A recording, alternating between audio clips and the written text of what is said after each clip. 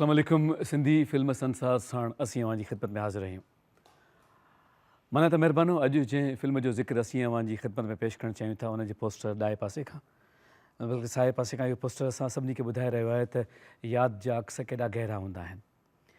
असीं अवां सां हमेशह अक्सनि जी ॻाल्हि कंदा आहियूं, इन करे त जॾहिं सेल्यूलाइट ते अक्स मुंतक़िल थिए थो त उन में जान पइजी वञे थी। उहे अक्स जेके वक़्तु गुज़रण साण इंसान जे ज़हन में महफ़ूज़ थी वञनि था, जंहिंखे सिनेमा चयो वेंदो आहे, फिल्म चयो वेंदो आहे, ऐं थिएटर जे हवाले सां जेका मूवमेंट थिए थी उहा कंहिं ॿार खां वठी हिकिड़े नौजवान ताईं पंहिंजो जड़ हिसो ऐं अक्स छॾे वञे थी। जड़नि जे हवाले सां जेका मूवमेंट आहे उहा कॾहिं कॾहिं ईअं थींदो आहे त ॿारनि जे अंदर में उनजी जड़ अची वञे थी। तव्हां अदाकारनि खे ॾिसो, मज़ाह में जेकॾहिं का परफॉर्मेंस आहे चार्ली चपलन जी, त उहा मूवमेंट मिस्टर बीन जी हुजे या कंहिं ॿिए अदाकार जी, तव्हांखे मुनफ़रिद लॻंदी। जॾहिं असां सोच जे अक्स खे वरायूं था त कॾहिं जॾहिं ॾुख वारो मंज़रु साम्हूं अचे थो त अखियुनि में पाणी अची वेंदो आहे। उन्हनि जे खिलण सां असीं खिलणु लॻंदा आहियूं। त बसि सिनेमा जो इहो ई किसो आहे ऐं अॼु असीं अवां जी ख़िदमत में रत जा रिश्ता खणी हाज़िर थिया आहियूं।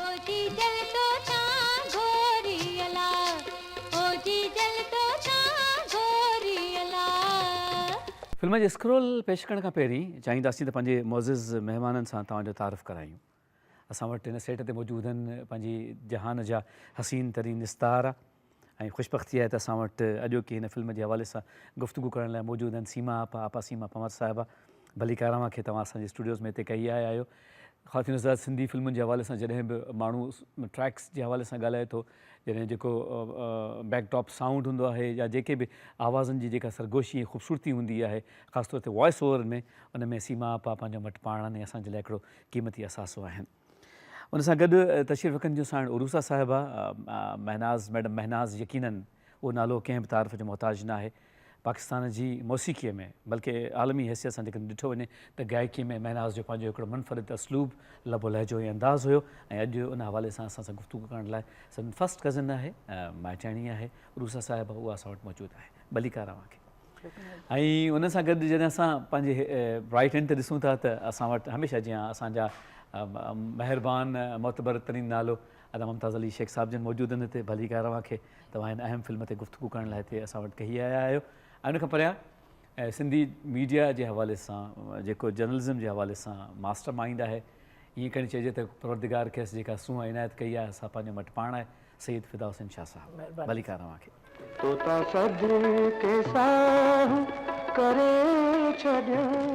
माना त महिरबानी, असीं इब्तिदा में अवां जी ख़िदमत में हिन फिल्म जो स्क्रोल अर्ज़ करणु चाहींदासीं। फिल्म जो नालो आहे रत जा रिश्ता ऐं पेशकार इदारो आहे TS फिल्म्स ऐं सीमी फिल्म्स। रिलीज़ थियण जी तारीख़ आहे 21 फरवरी 1975। पेशकार बशीर रिंद, फिल्मसाज़ ताहिर हुसैन ऐं कुर्बान जीलानी, हिदायतकार AH सिद्दीकी, लेखक ऐं मकालमा आगा सलीम, अक्कासी महबूब अली, तदवीन एम अकील, शाइर अली मोहम्मद मजरूह रशीद अहमद लाशारी, मौसीकार ग़ुलाम अली, पस पर्दा मौसीकी लाल मोहम्मद इकबाल, गुलूकार महनाज़ रजूब अली, मोहम्मद यूसुफ ऐं रुबीना बदर, अदाकार इशरत जहान, महबूब आलम, कुर्बान जीलानी, शहज़ादी नाज़, मलक अनोखो, किरण, गुलबानू, AR बलोच, लाशारी, फौज़िया, नसरीन, सिद्दीक़ राजा, GM कलीम, अब्दुल हकीम खोसो, गुल मुनीर, सोनिया ऐं ग़ज़ाला रफ़ीक़। ऐं ख़ातिन हज़रात, हिन फिल्म जी ख़ासि तरीन अहमियत इहा बि आहे त शहज़ादी नाज़ जेको नालो असां वरितो सो अदाकारा शहज़ादीअ जो हुयो, छाकाणि त हुन जी पहिरीं अवाइली फिल्म में शहज़ादी नाज़ जो नालो इस्तेमालु थींदो हुयो। ऐं तंहिंखां सवाइ मोहतरमा ग़ज़ाला रफ़ीक़ जी बि हीअ पहिरीं फिल्म हुई। फिल्म जे हवाले सां यादुनि जा वर्क वराइणु चाहियूं था ऐं गुफ़्तगू कंदासीं सभ खां पहिरीं असां अदा मुमताज़ अली शेख साहिब जन सां, छाकाणि त फिल्मुनि जे हवाले सां चाहींदासीं त जेकॾहिं कुझु प्रीफिक्स हिन वटि मौजूदु हुजे त उहो तव्हां ताईं या असां ताईं पहुचे। अदा मुमताज़। महिरबानी। फिल्म रत जा रिश्ता, अफ़सोस जो जंहिंजी असां वटि का प्रिंट शायदि मौजूदु न आहे, पर उमेदु आहे त मिली वेंदी हली। इन हवाले सां ॿियनि फिल्मुनि खां मुनफ़रिद हुई, जो उन में जेके तव्हां नाला वरिता उन में ख़ासि जेको नालो आहे उहो आहे अदी ग़ज़ाला जो। बिल्किस अंसारी हुनजो असुलु नालो हो। ग़ज़ाला बि चवंदा हुया। हा, इन जे लाइ उनखे BA ग़ज़ाला चवंदा हुआ, पर जेॾी महिल रेडियो जी दुनिया में आई त पोइ हू ग़ज़ाला रफ़ीक़ थी वई। उनजो हस्बैंड जो नालो रफ़ीक़ हुयो ऐं उनजी इहा पहिरीं फिल्म न हुई, बल्कि पहिरीं ऐं आख़िरी फिल्म हुई।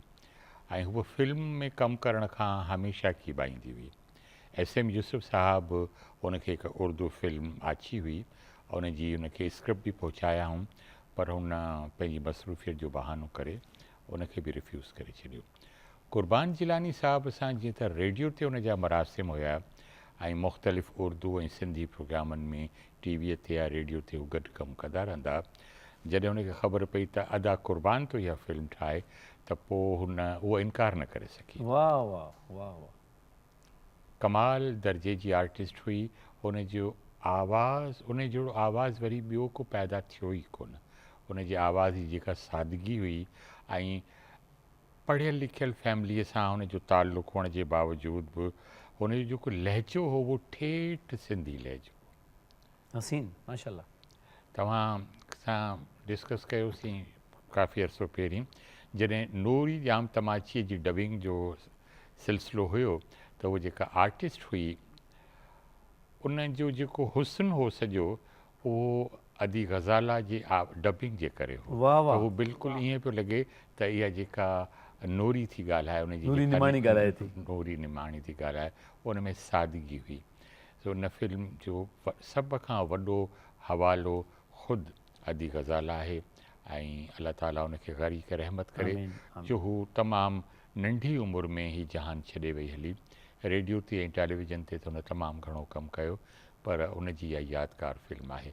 उनखां अलावा ॿिया बि काफ़ी फ़नकार इन फिल्म में हुया जिन सुठो रोल अदा कयो। जीअं तव्हां GM कलीम जो ज़िक्र कयो, उहो बि हाणे असां में मौजूदु न आहे। रेडियो जो सुठो राइटर ऐं सुठो आर्टिस्ट हो। टेलीविज़न ते बि हुन मुख़्तलिफ़ यादगार रोल कया। इन फिल्म में हुन हिकु काठियावाड़ी सेठीअ जो रोल अदा कयो हो ऐं ॾाढो ख़ूबसूरत किरदारु अदा कयो। वाह वाह वाह। सीमा आपा जी, तव्हांजी सीमा आपा हिन फिल्म जे हवाले सां का यादि? मुंहिंजो इहो जेके सिंधी फिल्मुनि जा जेके बि हीरोइन हूंदियूं मुंहिंजो आवाज़ु डब थींदो जी, त मां उन्हनि जे लाइ ईंदी हुअसि। जी, मूंखे ग़ुलाम हैदर सिद्दीकी वठी आया, जी, उन चयो त तव्हां डबिंग कंदा? मूं चयो तव्हां हलो भले, मां हलंदसि। पोइ जेके बि पोयूं जेके सभु सिंधी फिल्मूं हुयूं उन में मुंहिंजी डबिंग हूंदी हुई। जी जी, पोइ रत जा रिश्ता शायदि मूंखे यादि थो अचे अच्छा, त उन में मुंहिंजी डबिंग हुई। जी, पोइ पर कंहिंजे किरदार ते उहो यादि कोन्हे? न उहो हीरोइन जो, हाँ हाँ, हा नाला हीरोइन जा मूंखे यादि कोन्ह अथव। ठीकु आहे। बाक़ी जेका बि हीरोइन हूंदी उन ते मुंहिंजो आवाज़ु डब कंदा हुआ। सही सही सही। मतिलबु अब इहो कीअं तजुर्बो रहंदो जेकॾहिं असांजा जेके ऑडियंस आहिनि, मतिलबु ॾुखियो आहे, सवलो आहे आवाज़ु ॾियणु? ॾुखियो आहे ॾाढो, सवलो कोन्हे। स्क्रिप्ट ॾिसी ऐं उन सां मूवमेंट करणु, लिप्स जी सिंक्रोनाइज़ करणु, हा सिंक्रोनाइज़ करणु, हाँ। इहो ॾाढो ॾुखियो आहे। पर पोइ अलाह साईं जी महिरबानी आहे, उन रब आलमीन जी, जो मूं ते इहो अहसान हो को अलाह साईं जो, त मां डबिंग सुठी तरह करे वेंदी हुअसि। मूं यकदमि मतिलबु उहो चवंदा हा सही आहे, राइट आहे। वाह वाह। हा, जेॾीमहिल आउं जेको बि सीन हूंदो करे वेंदी हुअसि, पोइ सभई प्रोड्यूसर जेके बि हूंदा न उते ताड़ियूं वॼाईंदा ऐं वाह वाह चवंदा हुन में हिकिड़े ई हुन में थी करे वञे सिंको में। वाह। ख़वातीन सां जॾहिं असां इन क़िस्म जो ज़िक्र कंदा आहियूं, ख़ासि तौर ते जीअं आपा ॻाल्हि कनि पियूं डबिंग जी या वॉइस ओवर जेको थिए थो, त जॾहिं नौजवान नस्ल कंहिं पुराणे गीत खे ॿुधंदो आहे त पंहिंजे पारां कोशिशि कंदो आहे त हुनजी जेका सूंहं आहे, जेका ख़ूबसूरती आहे, उनखे ईअं ई क़ाइमु दाइमु रखे। बल्कि किथे किथे त इहा कोशिशि बि हूंदी आहे त उनखे वधाए अॻियां पेश करण जे लाइ का शऊरी जाखोड़ कई वञे। असां वटि उस्ताद मोहम्मद यूसुफ जे आवाज़ में हिकिड़ो सदाबहार गीत आहे हिन फिल्म जो, मुंहिंजी ज़िंदगीअ जी बहार तूं, ऐं यकीनन उन गीत खे ॿुधण खां पोइ चाहींदासीं त अहसन इक़बाल जे आवाज़ में हुनजे रीडू खे बि तव्हां ते पहुचायूं। हीअ कॉम्बिनेशन ॾिसूं था माज़ीअ जो ऐं हाल जो। मुंहिंजी ज़िंदगीअ जी बहार,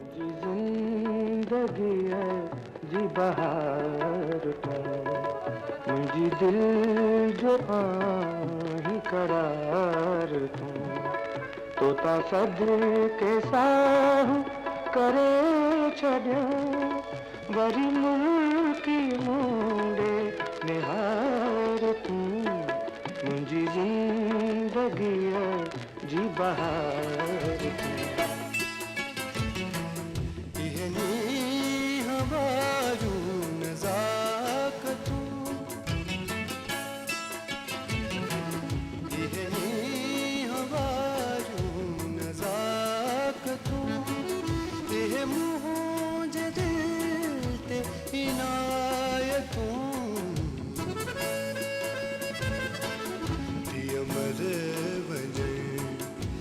के साथों वही प्यार माता पुकार तू वही मुर्की मुंडे निहार तू मुझे जिंदगी जी बहार तू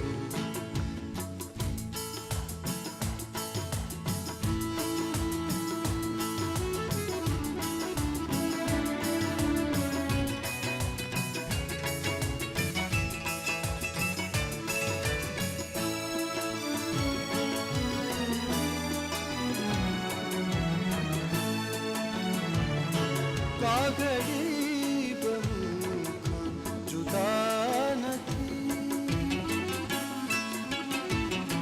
का गरीब जुदा नहीं हो जुल्म चौका वफा नहीं ए मुहिब मुखा खफा नहीं बच जिए के मुझे जिया सदी के साह करे छड़िया वरी मुर्की मुंडे निहार तू मुझी जिंदगी जी बहार तू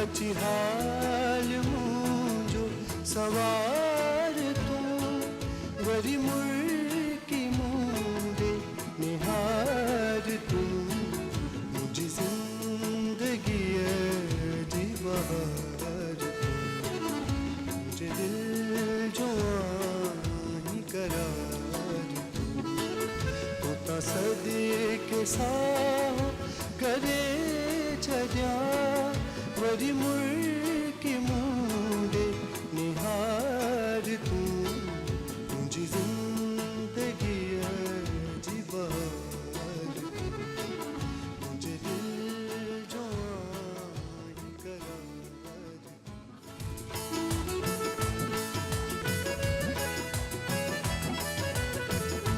असां वटि हाणे अव्हां जे लाइ प्रोफाइल्स आहिनि ऐं प्रोफाइल्स में पहिरियों नालो आहे महनाज़ जो।